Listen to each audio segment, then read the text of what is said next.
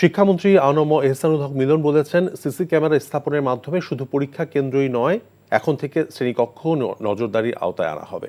দুপুরে আসন্ন এসএসসি এবং সমমানের পরীক্ষা উপলক্ষে রাজশাহী শিক্ষা বোর্ড এবং মাদ্রাসা ও কারিগরি শিক্ষা বোর্ডের কেন্দ্রীয় সচিবদের সঙ্গে এক মত বিনিময় সভায় তিনি কথা বলেন। শিক্ষামন্ত্রী আরও বলেন, অনেক পরীক্ষকই নিজের খাতা না দেখে হেলপার দিয়ে খাতা দেখান, তাই খাতা দেখা ঠিকমতো হচ্ছে কিনা তা পরীক্ষার খাতার নমুনা সংগ্রহ করে যাচাই করা হবে। ডিজিটাল নকলের বিষয়ে হুঁশিয়ারি উচ্চারণের পাশাপাশি জেলা পর্যায়ের শিক্ষা প্রতিষ্ঠানের মান উন্নয়নের বিষয়েও জোর দেওয়ার কথা বলেন শিক্ষামন্ত্রী। আমাদের মাঝে উপস্থিত আছেন আমাদের ক্যামেরাগুলি অন ছিল না, কর্মকর্তাবৃন্দ, তাদের সকলের ক্লাসরুম কন্ডাক্ট রেসিপ্রোকাল কিনা, শিক্ষকরা ঠিক মতো ক্লাস করে কিনা, ছাত্ররা ঠিক মতো মনোযোগ দেয় কিনা, এগুলিকে আমরা বিবেচনা আনবো।